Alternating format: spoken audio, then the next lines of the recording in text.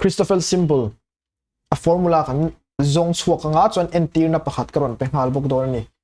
le tuna curve engemaw om ta se chumi curve engemaw tangent vector chu ta hilomi ta se kan parallel transport don ni he quantity hi eraser manghal photang o hemi quantity hi kan parallel transport dona inner product ani ta hi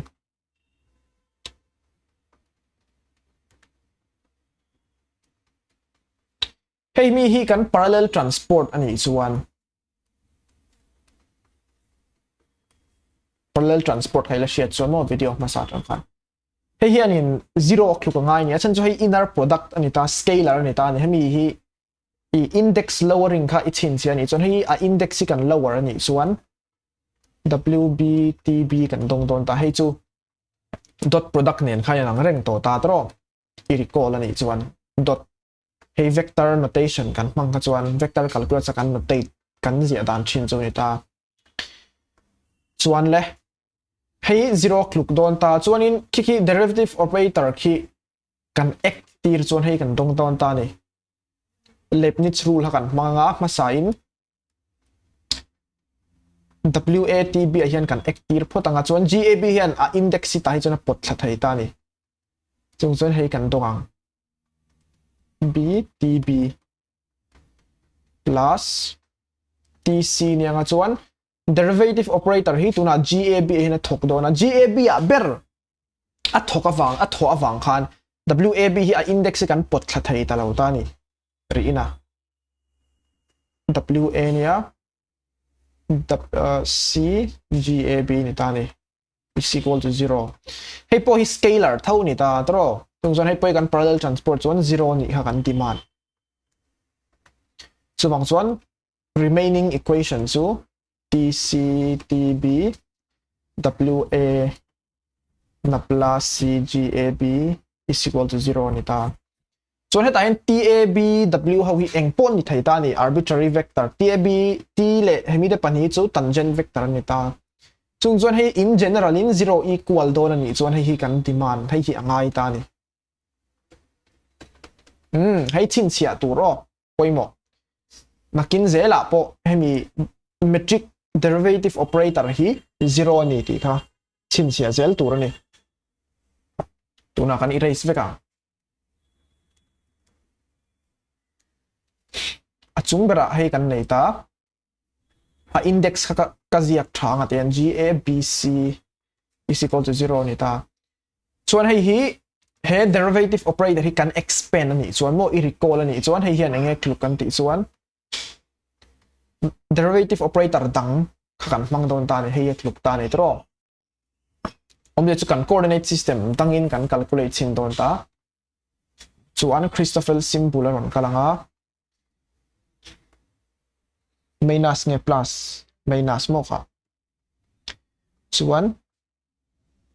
DAB D hi nakina kan sum up tur khanita AB G D C minus D AC G BD ne don na heta hianin kalaula soilok che lawa ama khanin i Christoffel symbol le vector x chau kha kala soita heta hianin vector ni to lo ta 0 2 tensor ni to ta metric ki chu ama ka soito kha chu hei lo ni ta se mo hemi hi 0 1 tensor ti chau hian kala mu cheu ni to ro ti ta na kha hemi generalization hi ani bera A B C T C mo hemi ama kan derive to khani ta hem equation hi khami ha ka ta in kan generalize ni ber ma he ta zon index si pakhat cha om to lo ta pahni ma wang khan minus kan ti ama sa jok b kan ti phota tro d le d chuan adota anu nung jok c kha kan ti vele ani maya o ka generalization ani maya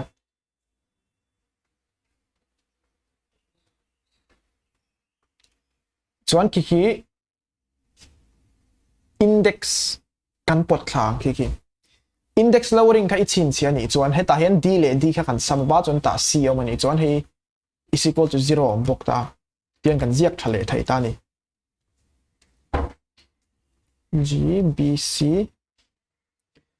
chuan a index kan pot thladon ta minus D D ni atro chuan C om ta chuan C A B anianga minus index lowering kha hei index lowering mai kha ni D le D oma B om ni chuan B A C is equal to 0 chuan hemi equation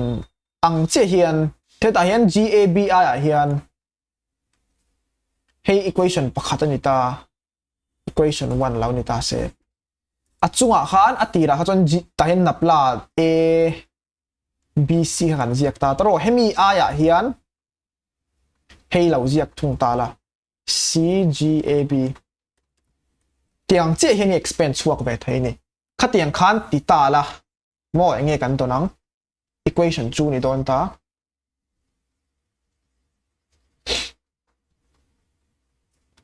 idon tu chu napla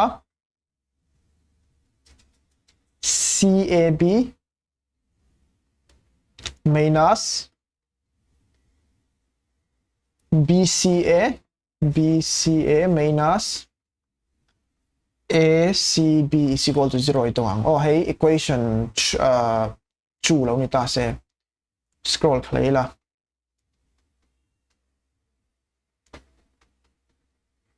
cho chuang che hian CABI hian BAC ziak ta la engei to nang Christoffel symbol hian CBA minus ABC dong don ni is equal to 0 chuan hey equation 3 ania chuan equation 1 le equation 3 hi ibelanga equation 2 is subject chuan idon tur chu i rearrange ngal bokang mo ha chu karon tilang vector lo nga chu CAB na plazo Christoffel symbol zo CAB is equal to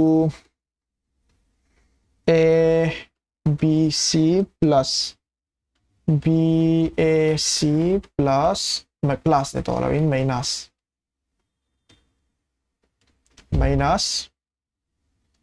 CAB dong don ni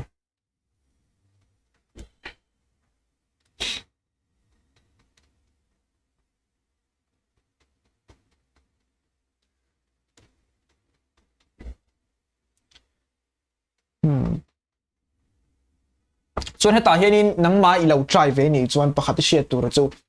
Christoffel symbol vere hi hemi index a hian unsymmetric ani omje chu symmetric omje chu BCA hi du chuan BAC ang ini ziak thei ai nang reng an value chuwang chuan heta CBA hi munga tro heta CBA hi CAB ang ini ziak thei atina nei chu chuan hemi ne hianin belang chu ron chuakang chuan tain BAC le hei po hi BCA le BAC om ta CA hi ikhlak thenga BAC ange chua tiranga chuan 1 minus 2 ha kan subtract awangin anin cancel out don ni chuan chu tiang bokin ACB le hemi te pani poi anin cancel out don ni tikhan a har lo tura ka ngai hemi ka skip de le ka step ka har lo chuan 2 khile la mai son ni chuan engei don CAB is equal to 1 by 2 hei dong ta ni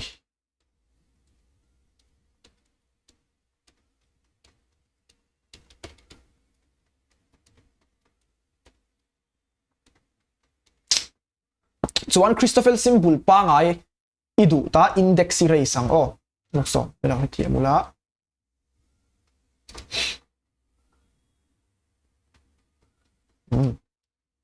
index kan raise ang chan chu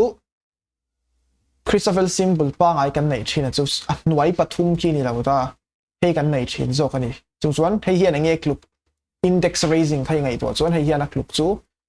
C alpha AB kluk ta chuan 1 by 2 alpha hian in sigma ka mang sigma GC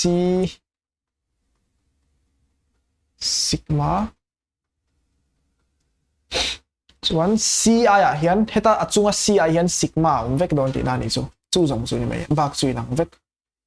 B sigma plus BGA sigma minus sigma GAB ขาดส่วนเฮต้าแต่เห็นนี่บาร์ก็แล้วเจ็ดเห็นไหมบาร์เขาตัวรอไลน์ส่วนแต่เห็นบาร์อ่ะปังไงให้มีนับลาดจงบาร์ออกมาเห็น derivative operator กันเชียร์ชินโม่ partial derivative ค่ะกันทางอ่ะกัน answer โดนจู่ AB is equal to 1 by 2 GC sigma DAGB sigma plus D BGA sigma minus sigma GAB ส่วนให้ Christoffel symbol formula ตรงนี้ตานี่ปอยมอลตุกให้ส่วน NT นักรอนมังหาลังตัวน่ะอันนี้เรย์สังอ่ะ spherical coordinates ค่ะNT นักกันมังหาโม spherical coordinates ค่ะอะเมตริกจุให้หินิตาdr squared plus r squared d theta squared plus sin squared theta d phi squared ให้นิตาส่วน theta เห็น grr ที่แม่งโม component ค่ะนิตาส่วน r squared ที่ g theta theta นิตาส่วนให้ g phi phi ค่ะนิตานี่ให้ r squared sin squared theta โอส่วนบักส่ง component ดังส่งสู่ zero เวกันนี่โอ้ค่ะเชียร์เตลตัวถ้าเขา metric component ส่วนนี้ตานี่ spherical coordinates ส่วนตรงนั้น Christoffel symbol ที่ประคัดกันนั่นสินะมาสับเบระส่วน r หลังเวกันนั่นสินะ1 by 2 formula ค่ะอีเราค่อยมันอีเราเรียกช่วงละอันนี้ด้านเราเอ็นชินรอ g r อันนี้ตาส่วนแต่เห็นมาสับเบริน sigma ค่ะตาsigma ไอ้ขัน r กันสมบูรณ์ตั้งส่วนแต่เห็น d เนี่ยให้ r เวกันนี้ฟังอินให้ติลายอมพิโมติลายอมให้ r เวกันนี้ฟังอินอีดอนตัวสู้ r g r r เวกันตรงตัวนั่นนี่ส่วนให้ยัน zero คลุกพ้นตัวนั่นให้มีส่วนเองฟังอินกันติส่วน g r r เขาวันเล็กกันเนี่ยตัวส่วน rate of change d r อีส่วน zero เวกันช่วงตัวนั่นนี่ส่วนให้ zero พ้นตัวนี่ตาส่วนอันตัวตากันข้ามีซิกมาค่ะ formula เขาเราเอ็นเลยแล้วซิกมาค่ะกันสมบโดนฟังคัน1 by 2เลยงะ r เนี่ยกันสมบตัวครับ r กันละตัวน่ะเทต้ากันละเบียงส่วนแต่เองปุ๊รอเสให้ไป zero นี่โดนนี่เองฟังอินกันติส่วน g r เทต้าแต่เห็นเราตัว g r เทต้า component เราชิม g r r มา g เทต้ามา g phi phi มาส่วน gr theta component จะ zero เว้ยเท่านี้ตาเสียงบอกส่วน gr เนี่ยงะตัวน่ะ phi กันสมบเลยงะให้พอฮี zero เท่านี้ตอนนี้ส่วน gr phi component น้ำเราส่วนส่วน component พัสดุเป็นจะ zero งาลพอดส่วนอันนั้น zero component เท่าที่ตายกันเราจกโลกโตตากันเป็นโลกงะอันนั้น zero component กันจกเวชินชิมงะประคัตตัลจูเฮ้ย0เราตานี่ phi theta phi ใช่ไหมเลตรงนั้นกันสักสิ่ง1 by 2 g phi นี่ตาตลอดแต่ phi อินบุลกันจนงั้นจน r จังกันสมับสว่างจนแต่เห็นเองพอเราเสียให้ไป0นี่ไงอาจารย์จู่อะเมตริกเขาอีกไงตัวเลยนี่ส่วน g theta g phi r component น้ำเราตลอด plus 1 by 2เนี่ยงั้นตัวตา g phi theta component เองพอแต่เราเสียพอ0นี่ไงจนจู่ theta phi component น้ำเราเมตริกอะจนถึงเวลา g phi phi ให้นั้น zero component ตัวส่วนนี้ตานี่ส่วน formula ให้อันนี้ส่วนยังไงกันเลยแต่เห็นออกมา phi นี่ I'm sorry กันเสียกันหมดแต่เห็น theta phi กันไหนตัวส่วนบางส่วนแต่เห็น theta พอตั้งอ่ะ g phi แต่เห็น phi ตัวกับมันกันสำหรับ sigma ค่ะแต่เนี่ยอ่ะ plus phi theta phi minus phi g theta phi นี่โดนตานี่ส่วน is equal to 1 by 2 G phi phi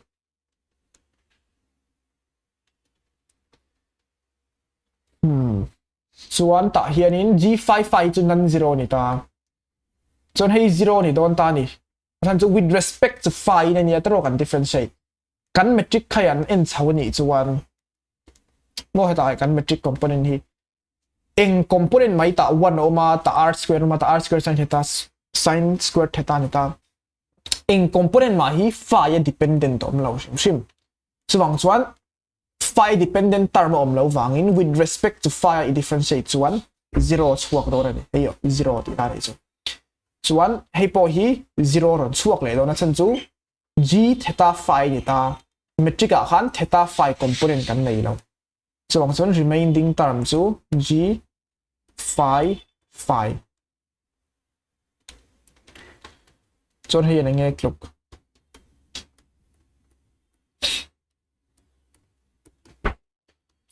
G phi phi component khai han scroll chho ni chuan r squared sin squared theta ni ta chuan hei chu a chunga jok index over wangin i muang hian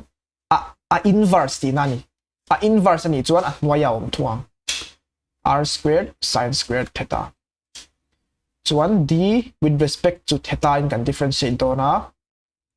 chuan G phi phi chu heta kan muang hian r squared sin squared theta ni o hei kan differentiate chuan cot theta I dong tikhan nang ma in mani le mani practice nan anan zero component how karon mu chenga r theta theta hi minus r nia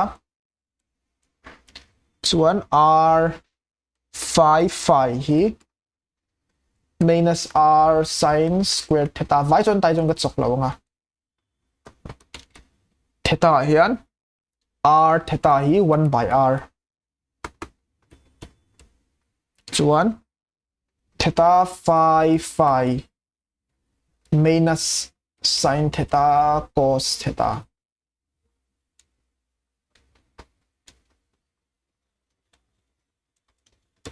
chuan phi theta phi hi cot theta ni china kan zom chia khamo chuan phi theta phi okay ai nang re